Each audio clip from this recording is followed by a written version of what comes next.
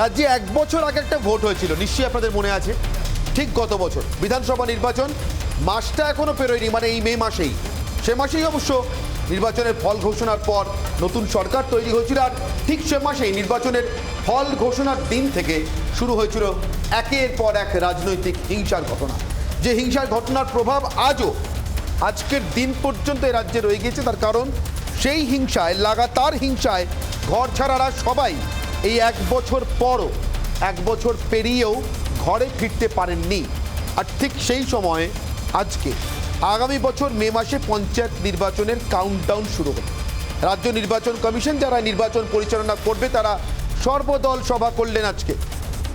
যথারীতি প্রশ্ন উঠল, আগের পঞ্চায়েত নির্বাচনে যেমন ভুরি ভুরি হিংসার অভিযোগ, ছবি, ঘটনা সামনে এসেছিল, তেমনটা হবে না তো? আবার আগের পঞ্চায়েত নির্বাচনের মতো রেকর্ড সংখ্যক আসনে শাসক দল বিনা প্রতিদ্বন্দ্বিতায় জয়ী হয়ে যাবে না তো? তার কারণ বিরোধীরা হয়তো সব জায়গায় প্রার্থী দেওয়ার মতো সুযোগই পেলেন না, সাহসটাই সঞ্চয় করে উঠতে পারলেন না মনোনয়নপত্র জমা দিতে যাওয়া। তার কারণ রাস্তায় দাঁড়িয়ে থাকে উন্নয়ন। আর ঠিক সেই প্রশ্নগুলো যখন উঠছে তখন বারবার সামনে আসছে সামনের পঞ্চায়েত নির্বাচনটাও রক্তপাতহীন, হিংসাহীন হবে কিনা সেই আশঙ্কা। বিরোধীরা প্রশ্ন করছেন, নির্বাচন কমিশনার এখনো পর্যন্ত নিশ্চিত রাজ্য পুলিশ সবটা সামলে দেবে, সব। শাসক দল বলছে নির্বাচন কমিশনের দায়। রাজ্যের মানুষ জানতে চান তাকে সুরক্ষিতভাবে ভোট দিতে যাওয়ার দায়টা কার, কে নেবেন সে দায়? আর যদি না নেন তাহলে 1 বছর পর কি আবার ঘর ছাড়া, আবার রক্তপাত, আবার হিংসা? আমাদের বিশেষ প্রতিবেদন।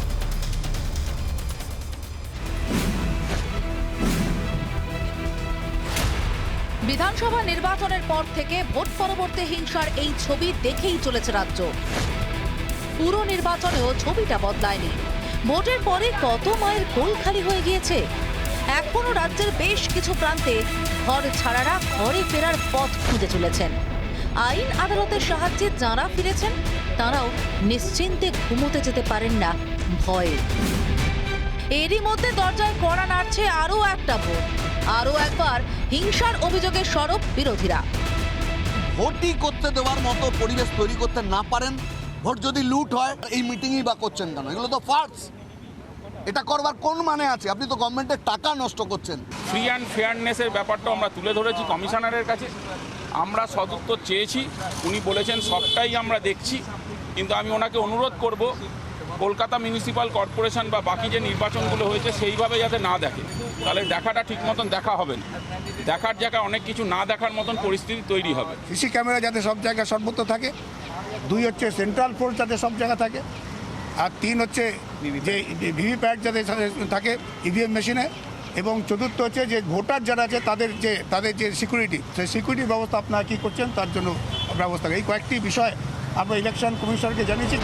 তবে সন্ত্রাসের অভিযোগ উড়িয়ে শান্তিতে ভোটের দায়িত্ব নির্বাচন কমিশনের ঘাড়েই ঠেলেছে শাসক দল। বিরোধীরা কি বলছে আমার তার উত্তর দেওয়ার প্রয়োজন আছে বলে মনে করি না। আমরা রাজনৈতিক দল, আমাদের দলের নাম মামাটি মানুষের দল। আমরা সেই মানুষের দলের হয়ে মানুষের জন্য কাজ করি, উন্নয়ন করি, শান্তি বজায় রাখার চেষ্টা করি। আমরা মানুষের কাজ করি। তারা কি বললেন সেটা তাদের ব্যাপার, তারা কিভাবে করবেন, কি করবেন না করবেন বিরোধী। নির্বাচন কমিশনের দাবি, ভোট শান্তিপূর্ণ করতে সব রকম ব্যবস্থা নেওয়া হচ্ছে। অভিজ্ঞতাতে যা হয়েছে, মানে এটা যেখানে যেখানে কমপ্লেন এসছে, the commission has taken immediate action in that. By and large একদম হয়েছে, শান্তিপূর্ণই হয়েছে। আমরা এনশিওর করব কি election will be totally fair and peaceful. কেন্দ্রীয় বাহিনী, রাজ্য পুলিশ সব মোতায়েন করেও ঠেকানো যায়নি ভোট পরবর্তী হিংসা। বারবার ভোটে রক্ত দেখেছে বাংলা, তাই আরও একটা ভোটের নামে সিঁদুরে মেঘ দেখছেন সাধারণ মানুষ। প্রশ্ন তুলছেন, এবার অন্তত হিংসামুক্ত ভোট দেখবে তো রাজ্য? রিপাবলিক বাংলা। আর ঠিক এটা নিয়েই আজকের বিতর্ক। আজকের বিতর্কের মূল প্রশ্নগুলোর দিকে শুরুতেই চোখ রাখি আমার আজকের অগ্নিবাণ 1।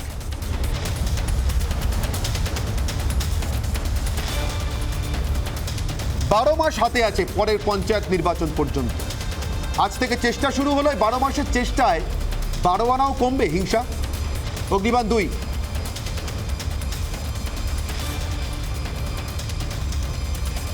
এত অভাব উন্নয়নের, মুখ্যমন্ত্রী প্রত্যেক দিন বলেন প্রচুর কর্মসূচি, প্রচুর প্রকল্প, কিন্তু অর্থ পান না কেন্দ্র, লাগাতার বঞ্চনা করে চলেছে। তারপরেও গ্রামে, বিশেষ করে পঞ্চায়েতে কাজ করবার জন্য ক্ষমতা কেন চাই? অগ্নিবাণ 3,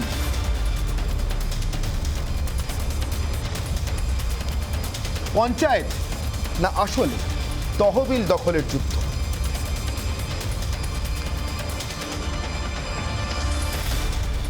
আমার সঙ্গে উপস্থিত অতিথিদের সঙ্গে আপনাদের পরিচয় করে দিই। শঙ্কুদেব পান্ডা আমার সঙ্গে রয়েছেন, বিজেপি মুখপাত্র।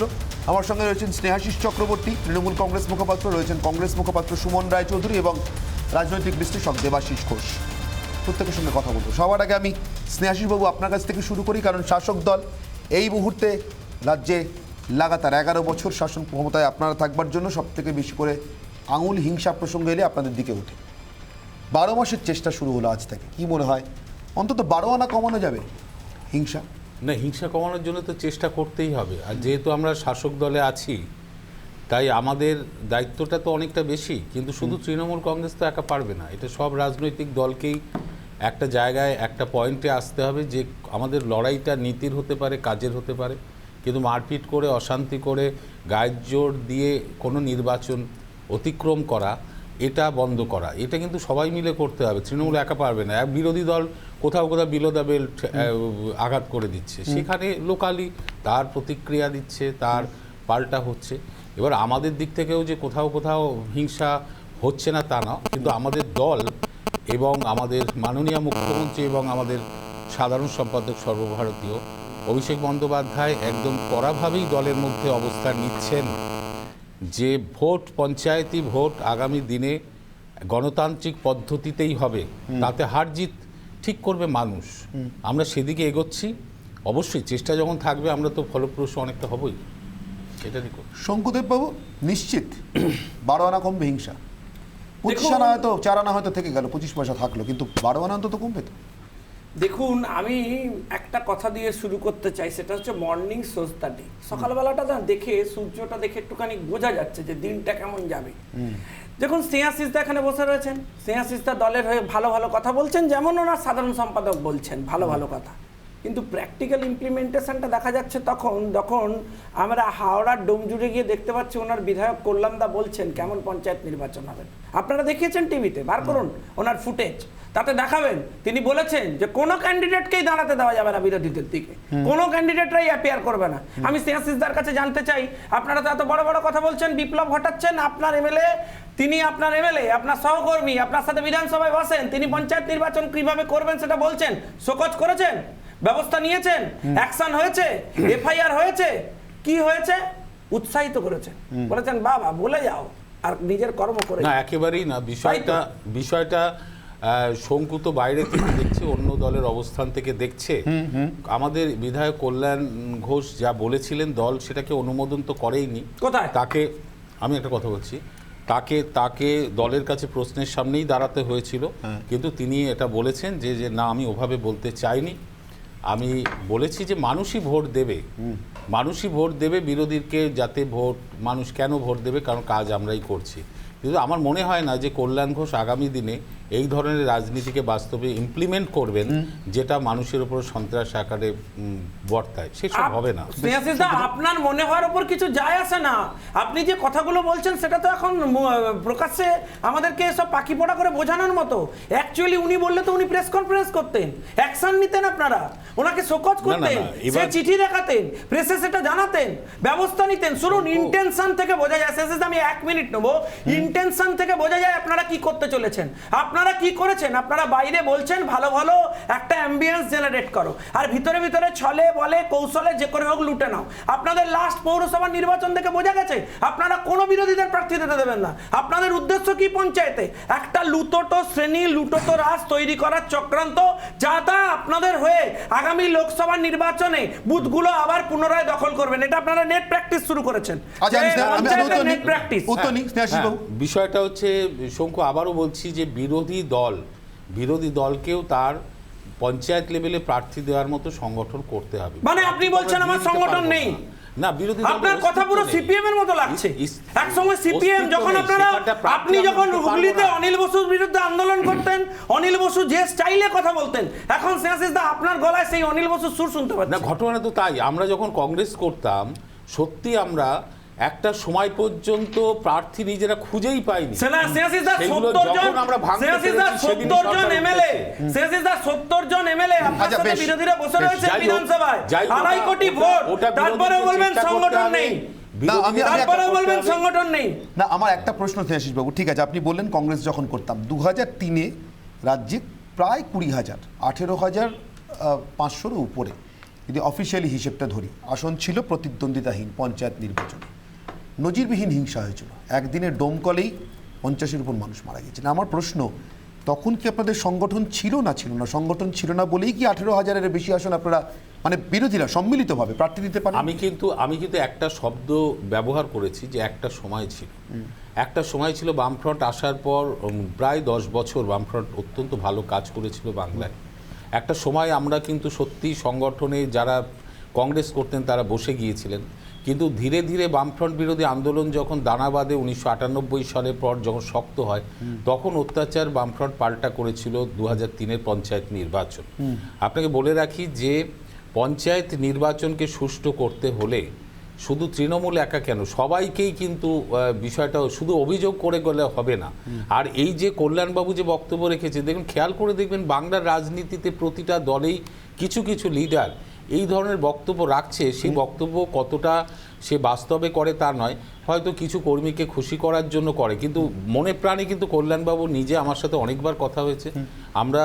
আমরা গণতান্ত্রিক পদ্ধতি, গণতান্ত্রিক সিস্টেম, ডেমোক্রেসি এটাকে আরো ভালো করার সব দিকেই বুঝলাম, যাব। কিন্তু স্নেহাশিস বাবু আমার একটা প্রশ্ন, আপনি বলছেন যে হয়তো কিছু কর্মীকে খুশি করার জন্য করা, আমি বলছি যারা এটা করে তাদের নিজেদের খুশির কারণটা কোথায় নিয়ে তারা ধরুন মুখ্যমন্ত্রী বলছেন অনেক কিছু করতে চান কিন্তু অর্থ নেই, মানে পর্যাপ্ত অর্থ নেই, কেন্দ্রের থেকে সেই অর্থের যোগান নেই, প্রত্যেক দিন বলছেন। এত যদি অভাব উন্নয়নমূলক কাজ করবার জন্য, তাহলে সেই উন্নয়নের কাজ করবার জন্য এই পঞ্চায়েতের 3টে স্তর মিলিয়ে বলছে নির্বাচিত হওয়ার জন্য এত মাথা কপাল কোটা কেন?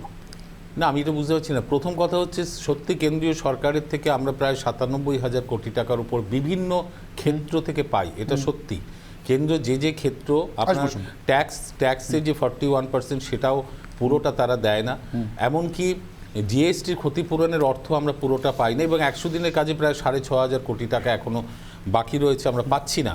সেগুলো আছে, কিন্তু শুধু কি অর্থ, আমি আগের থেকে তো ফ্লো বেড়েছে পঞ্চায়েতে, সত্যি অর্থ অনেক বেড়েছে, আরও যদি 20-30 বছর আগে যাই তার থেকে বেড়েছে, কিন্তু সেন্ট্রাল গভর্নমেন্ট দিচ্ছে না বলে তো রাজ্য আমরা চালাচ্ছি, আমাদের মুখ্যমন্ত্রী চালাচ্ছে না, কারণ আমরা নিজস্ব আর্থিক অবস্থার অনেকটাই উন্নতি করতে পেরেছি 10 বছরে।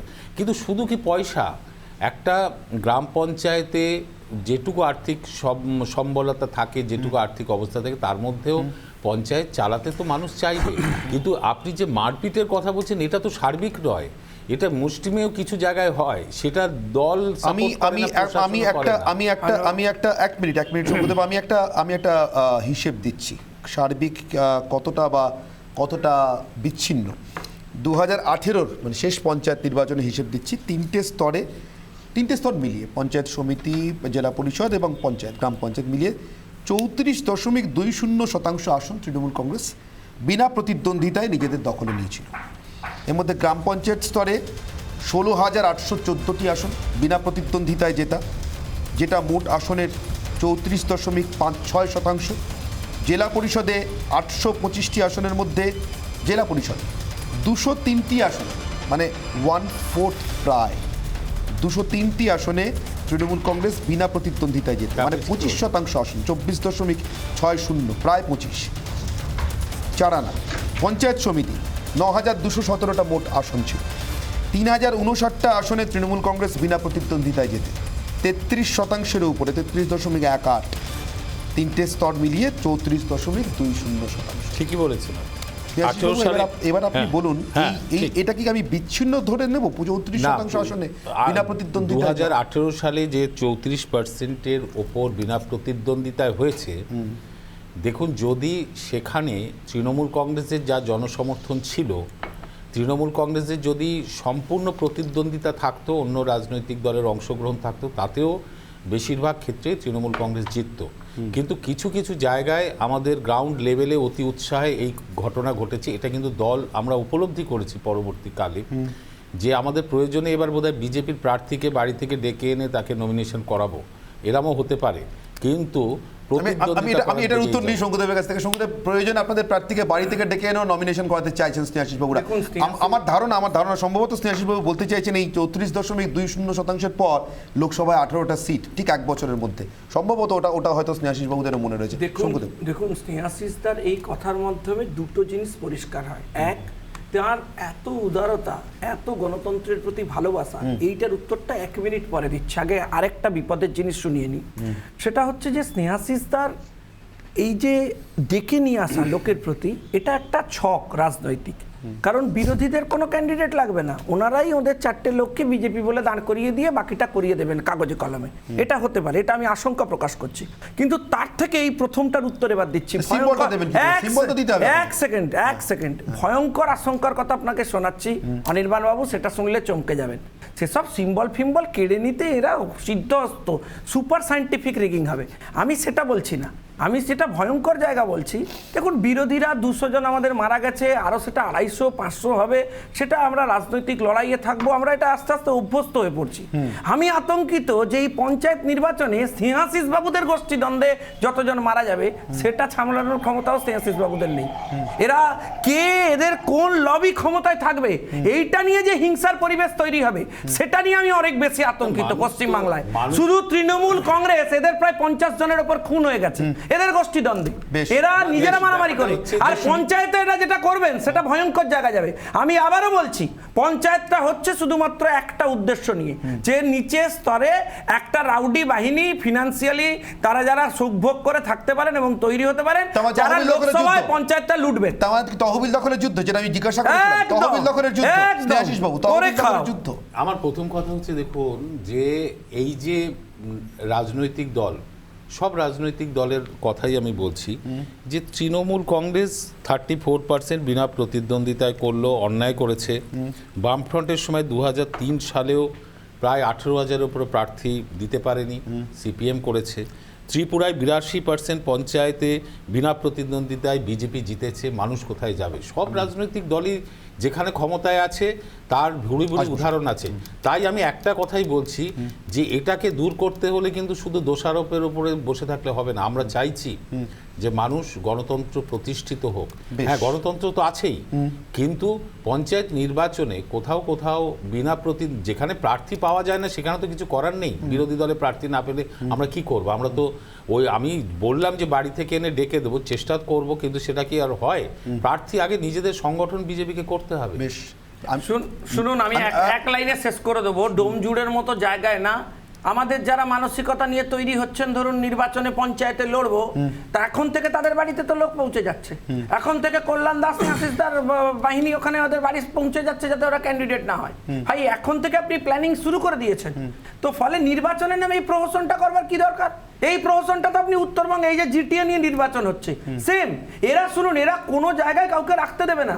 11 বছর চলবার পর একটা সরকার চলেছে, 250খানা মামলা দিয়ে অর্জুন সিংকে বাধ্য করছেন চলে যেতে। এই কারণে তো এদের একটা মাত্র যেটা লোক গণতান্ত্রিক প্রক্রিয়ায়, সেও এদের সাথে থাকতে চাইছে না ত্রিপুরায়। এই যে ত্রিপুরা নিয়ে কথা বলছিলেন, সে চলে গেছে বিজেপিতে। আমরা কি অত্যাচার করেছি? একটা ওনার বিরুদ্ধে মিথ্যা মামলা হয়েছে। এরা যায় না, থাকে না, এরা নির্বাচন করে যে এখানে চলে এসছে, এসি ঘরে বসে আছে, ফ্লাইটে করে যায়, একবার ত্রিপুরা ভ্রমণ করে, ট্যুরিজম দিয়ে চলে আসে।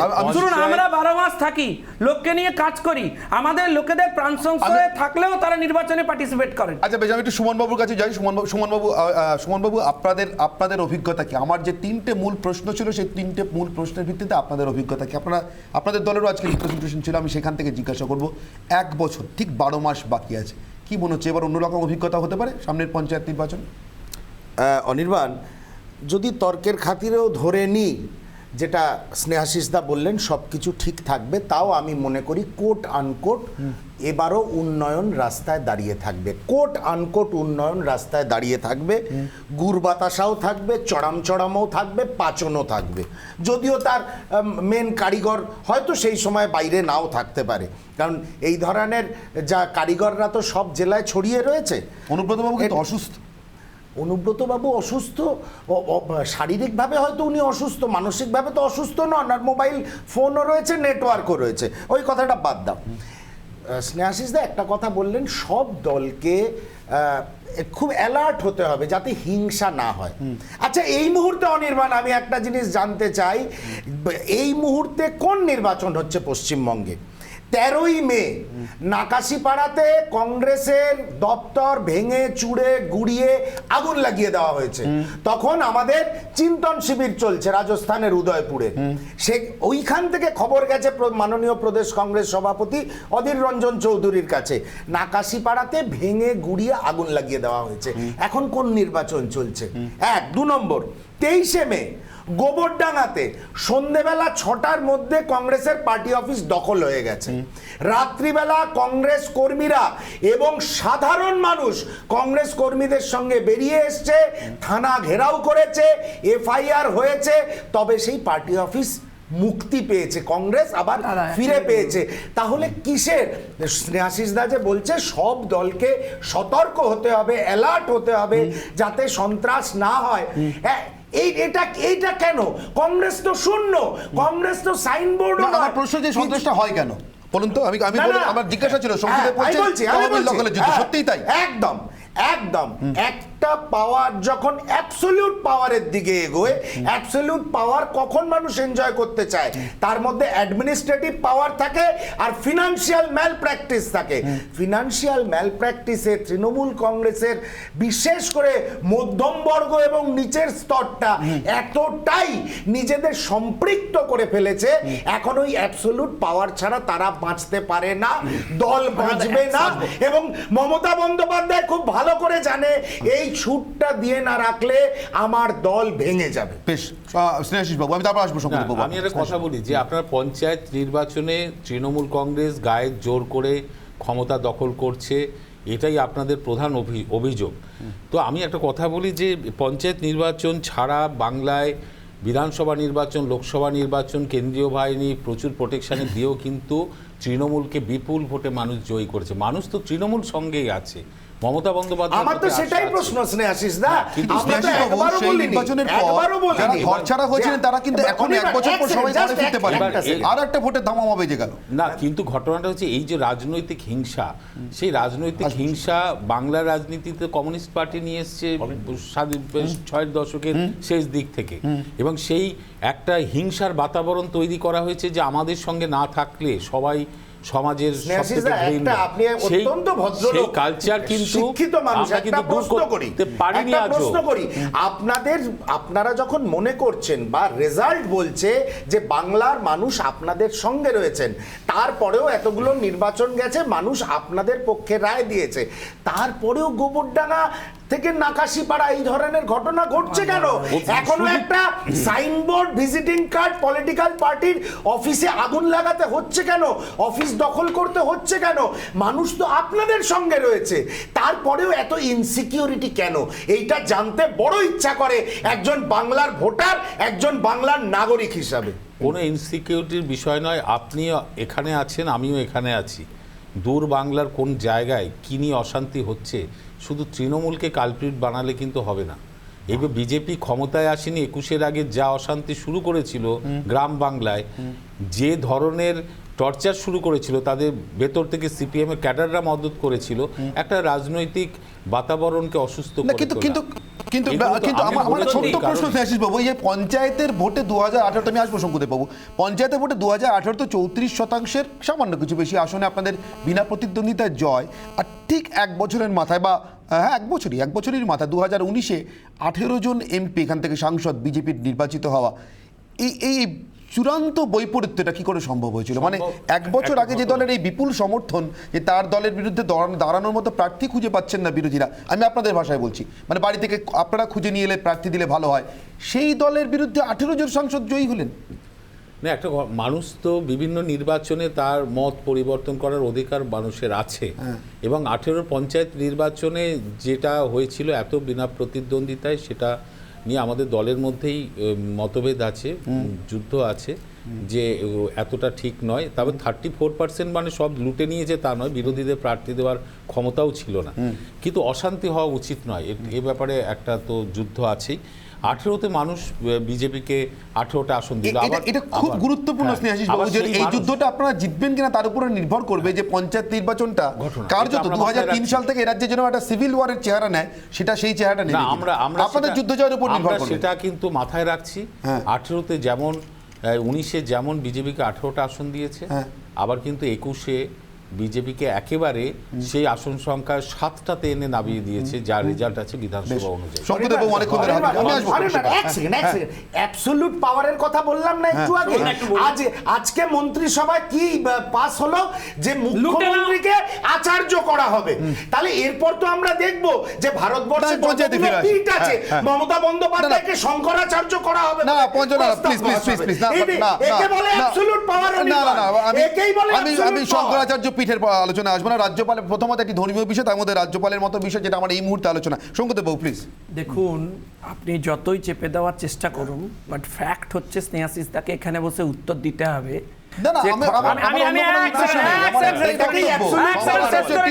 আপনি তো আলোচনা করছেন, এখানে আমি পঞ্চায়েত নিয়ে আলোচনা করতে চাই। এই যে পঞ্চায়েতটা আমি লুটে নেবো, দখল করে নেবো, নিয়ে নেবো, শুভমদা, এর পেছনে তো উদ্দেশ্য একটাই। আমি কেন হেসে ফেলছি তার কারণ হচ্ছে, দেখুন স্নেহাশিস দা এখানে বহুদিন ধরে রয়েছেন, প্রাক্তন শিক্ষামন্ত্রীকে হারিয়েছিলেন। আমি স্নেহাশিস দার কাছে জানতে চাইছি, আপনাদের কি এটা জিনগত ব্যাপার তৃণমূল কংগ্রেসের যে সব দখলে নিয়ে নিতে হবে? ইউনিভার্সিটিতেও কি ক্ষমতা দখল করতে হবে এভাবে সরাসরি মুখ্যমন্ত্রীকে বসিয়ে দিতে হবে? ইউনিভার্সিটির ক্ষমতা দখল মানে হচ্ছে এটা কোন সংস্কৃতি? কেন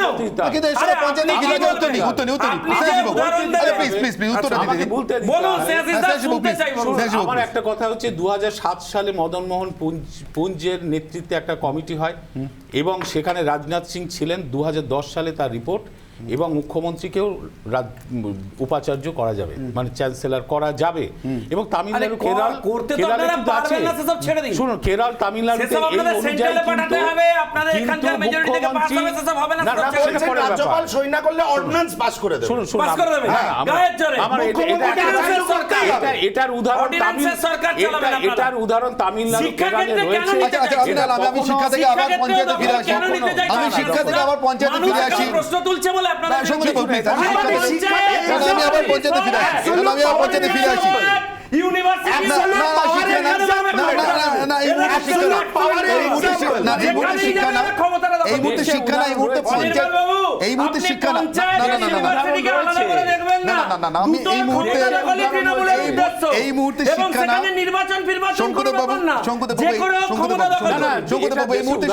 পঞ্চায়েতের শিক্ষাটা আমাদের আলোচ্য এবং আমার আজকের বিতর্কের লক্ষ্য।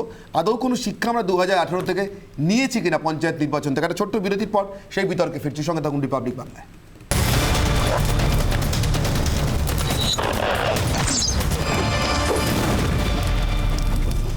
দেবাশিস ঘোষ রাজনৈতিক বিশ্লেষক আমার সঙ্গে রয়েছেন। দেবাশিস বাবু, আপনার কাছে আমার প্রশ্ন, এতক্ষণ ধরে আলোচনাটা শেষ পর্যন্ত এখানে এসে ঠেকেছে যে আসলে এই পঞ্চায়েতের যুদ্ধ কেউ চান না, মানে শাসক দলও বলছেন তাদের অন্দরেও এটা নিয়ে যুদ্ধ আছে যে কেন বিরোধীরা যদি 5টা আসন পান তো সমস্যা কোথায়, কিন্তু যারা চান তারা আসলে তহবিলের দখল চান।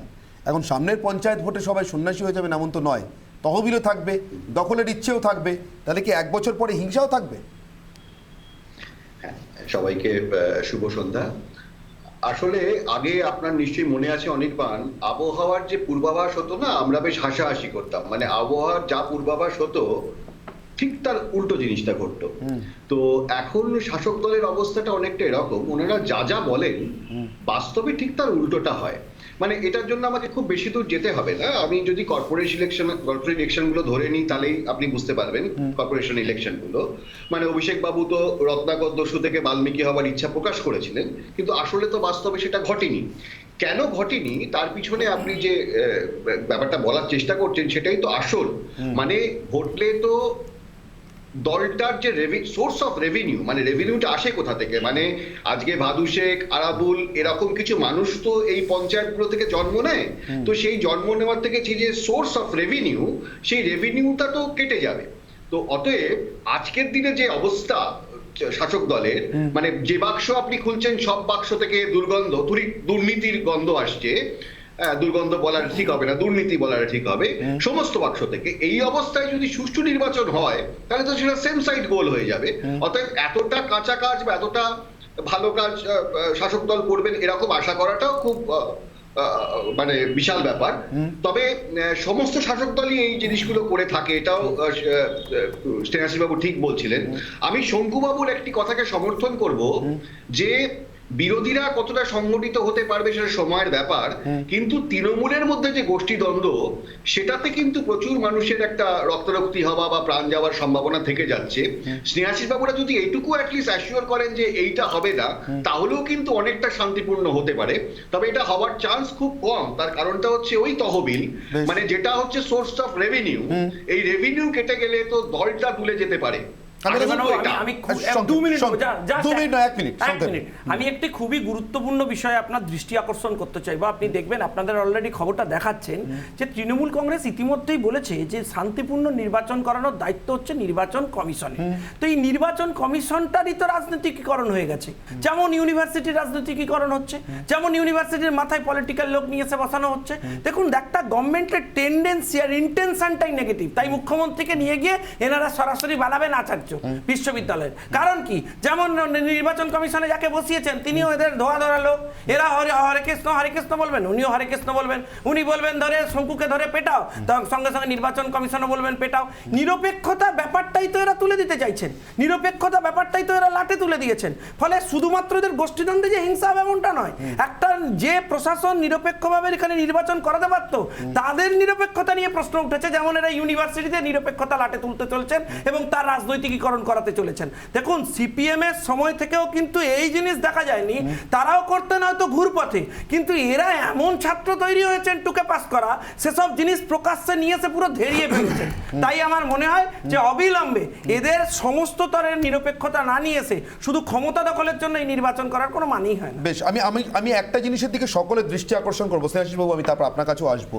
একটা জিনিসের দিকে সকলের দৃষ্টি আকর্ষণ করবো, আমার ব্রহ্মাস্ত্র আজকের মূল প্রশ্নটা নেব এতক্ষণ বিতর্কের পর। আমার দৃষ্টি আকর্ষণের জায়গাটা খুব সহজ, সেটা হচ্ছে শওকত মোল্লা।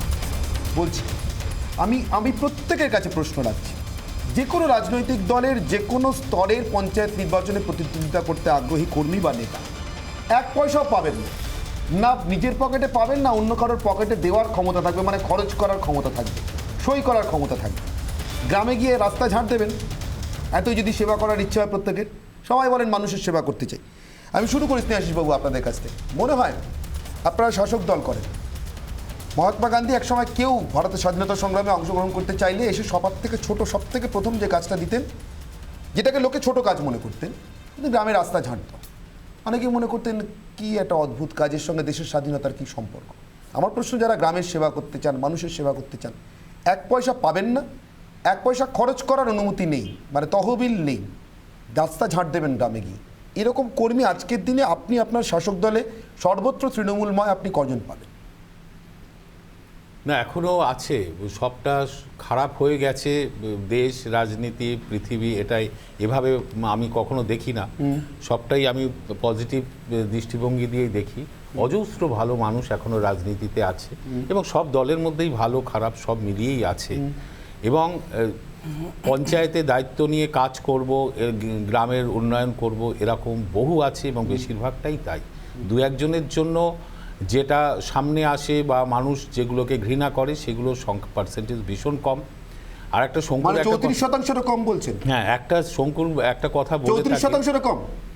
34%-র মধ্যে তো অনেক বিজেপি প্রার্থী খুঁজে পায়নি, সেগুলো তো আমরা প্রার্থী দিতে পারবো না। পুরো অনিল বাবুর মতো গলার স্বর হয় না। আমি একটা কথা বলি, আমি শুধু শেষ করে দেবো, সেটা হচ্ছে শিক্ষায় রাজনীতিকরণের কথা তুললেন ওনারা। তো শিক্ষায় রাজনীতিকরণ এবং দখল নিয়ে নেব। হ্যাঁ, দখল নিয়ে নাও। না, এবার আমি ইউনিভার্সিটির চ্যান্সেলর। আচ্ছা, এই এডুকেশন মিনিস্টারটাকে সরাচ্ছেন না কেন? এই আপনাদের শিল্পমন্ত্রী হয়ে আছেন, আগে সিবিআই ডাকছে, আমি আগে কেন সরাচ্ছেন না? একটুখানি বলছি, সেটা হলো এই বলবেন চ্যান্সেলর করার জন্য মুখ্যমন্ত্রীকে যে আমাদের মন্ত্রিসভায় যে প্রস্তাব এসেছে, সেটা বেনজির নয়, দেশে তার উদাহরণ আছে এবং এতে শিক্ষা মানে রাজনীতি মুখ্যমন্ত্রীকে কোথায় করা হয়েছে, কোন মুখ্যমন্ত্রীকে করা হয়েছে, কোথায়? না না কেরল এবং তামিলনাড়ুতে এই সেটা প্রপোজাল এসছে, এইগুলো এখান থেকে শিখেছেন। আমার একটা কথা মানে ওইখান থেকে দখল নেওয়ার পদ্ধতিটা শিখেছেন। আমি শঙ্কুকে এটাই জিজ্ঞেস করছি যে ওইখান থেকে নেবেন বলে শিখেছেন, ভারতবর্ষের সেটা ছাড়িন, বলছি ওই রকম করে করবেন আর কি, কেরলের মতো চলবে স্যার। একটা সংবিধান সম্মত দায়িত্ব নিয়ে রাজ্যপাল পার্টি অফিসে পরিণত করছে রাজভবনকে। কে করছে না, রাজ্যপালের মানে আপনারা রাজ্যপালের বিতর্ক না করেছে। রাজ্যপালের রাজ্যপালের হাওড়ার কর্পোরেশনের নির্বাচনের নামে ভুলভাল ডকুমেন্ট পাঠিয়ে দেবেন। আপনার স্পিকার তো পলিটিক্যাল লিডারের মতো অ্যাক্ট করছে। স্পিকার একটু নিরপেক্ষ অ্যাক্ট করতে বলুন। শুনুন না শঙ্কুদেব বাবু, সোমনাথ দাদের কাছ থেকে শিখুন। শঙ্কুদেব বাবু প্লিজ, শঙ্কুদেব বাবু আমি আপনার কাছেই আসছি। আমি জানি মহাত্মা গান্ধীর নামে খুব একটা বিজেপির স্বস্তি হয় না, কিন্তু তবু দেখুন এটা তো মানতে হবে। ভারতবর্ষের পঞ্চায়েত ব্যবস্থা মহাত্মা গান্ধীর দান, মানে তার স্বপ্ন সেটা রূপায়ণ হয়েছে। ভারতবর্ষের পঞ্চায়েত ব্যবস্থায় এই মুহূর্তে সব থেকে বেশি যে প্রকল্পের জয় জয়কার সেটাও মহাত্মা গান্ধীর নামাঙ্কিত, তার নামে নিশ্চয়তা, মানে রোজগারের নিশ্চয়তা প্রকল্প।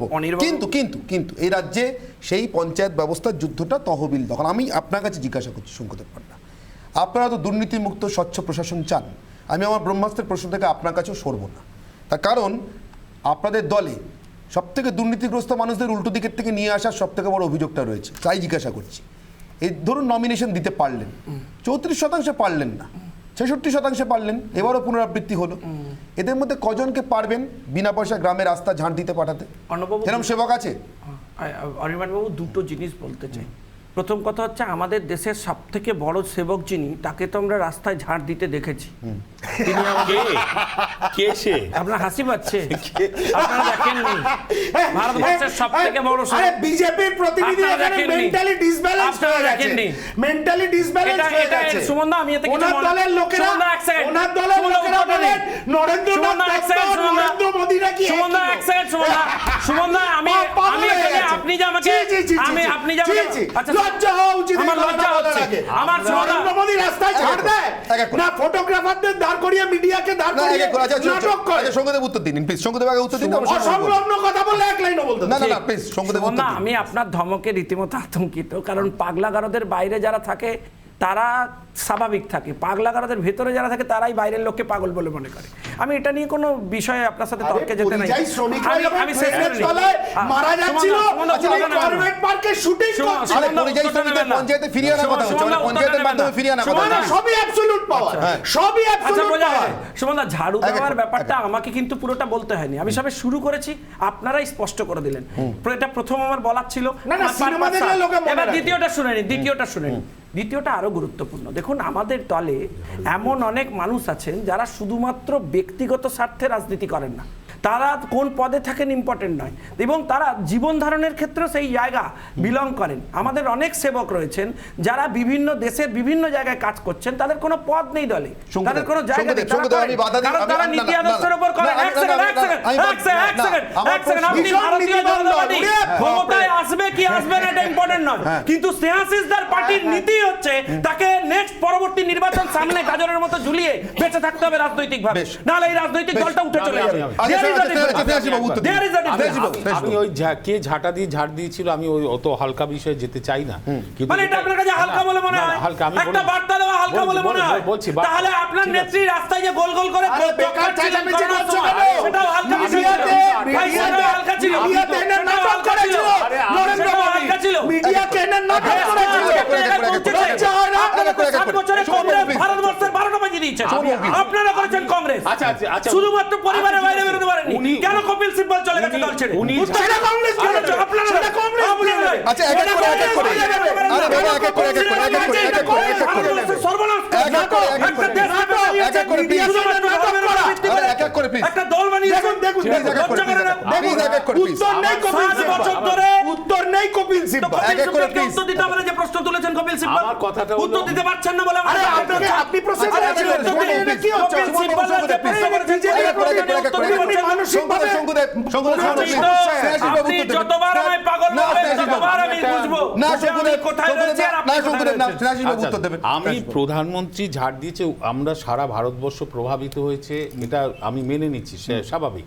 কিন্তু জানেন সহজ ভারত মিশন প্রকল্প, যেটা বাংলা মিশন, ওতে আমরা ভারতবর্ষ আরে বাংলা মিশন কেন করেছেন? আমরা এই যে টাকা পাইনি বলছেন, আমরা সব 100 নাম দিনের বদলেছেন। কাছে 1 নম্বর। দেখুন স্বীকার করছেন আমরা বিধায়ক। আবাস যোজনা বিধায়ক 1 নম্বর। বসে স্বীকার না, না, করছেন। না, না, আমার সব প্রশ্ন। ভারত মিশনের নাম এরা বদলেছেন। না, না, এই বিধায়ক স্বীকার সব করেছেন। বললাম, সব এই বললাম। ধরা পড়ে গেছে না, না, স্নেহাশিস দা। আচ্ছা, আচ্ছা, স্নেহাশিস দা, এইসব কেন আমরা করেছেন? পঞ্চায়েতি নাম ব্যবস্থা কেন 1 নম্বর বদলেছেন? ভারতবর্ষে। সরকারি প্রকল্পের নাম কেন বদলেছেন?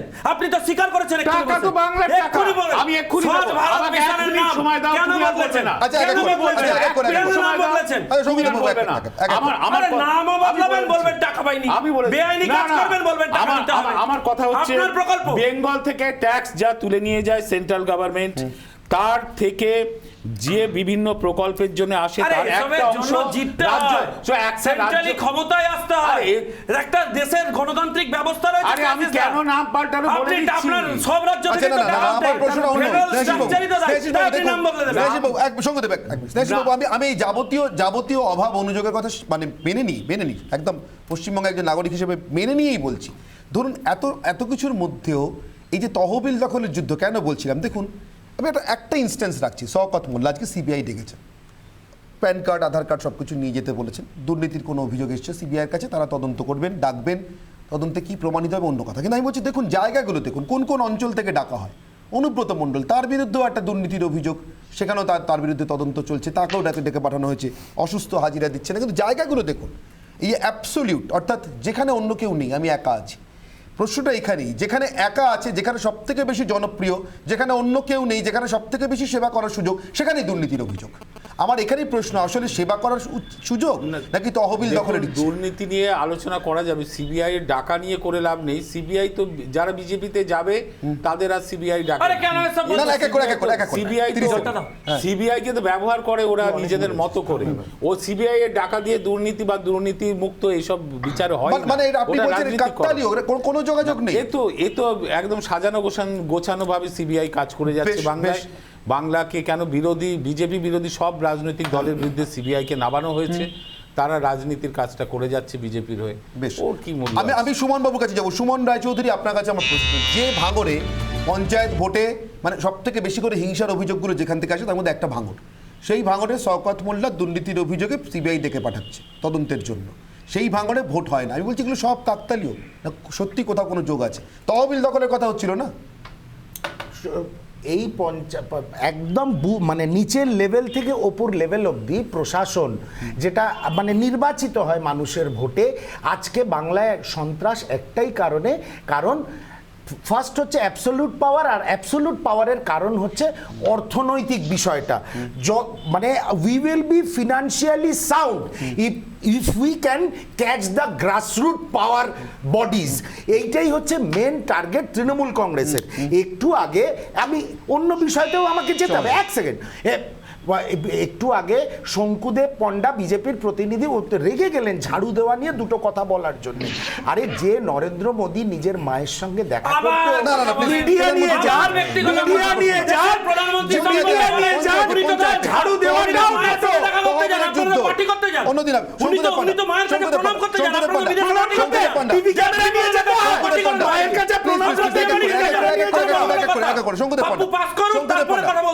শঙ্কুদেব পান্ডা 30 সেকেন্ড আমার উত্তরটা চাই।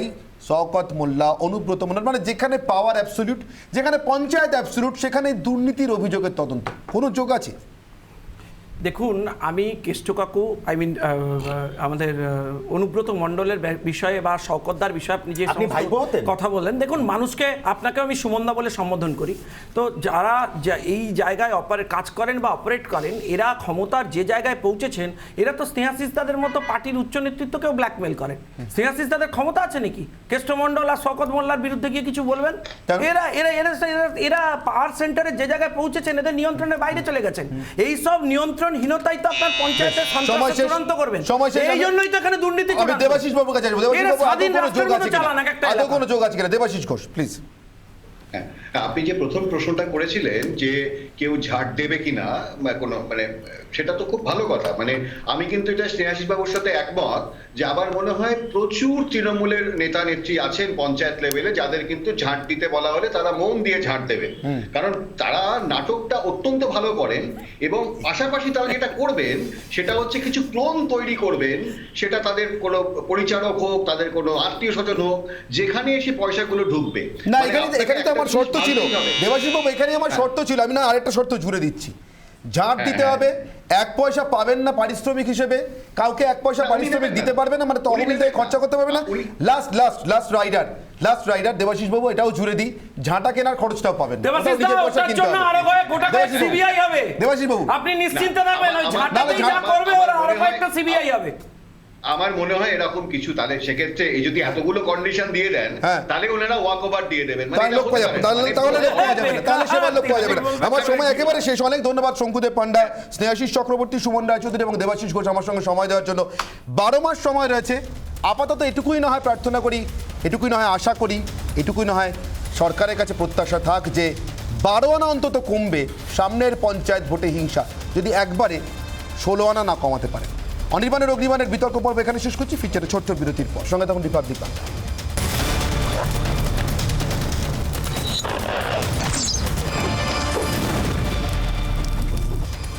অনির্বাণের অগ্নিবাণে আজকে বিতর্ক করলাম যে পঞ্চায়েতের এই যুদ্ধ আসলে সেবার অধিকার না দুর্নীতির ক্ষমতা পাওয়ার জন্য। আর সোজাসুজি আজ স্বর্ণালী রয়েছে আপনাদের সঙ্গে।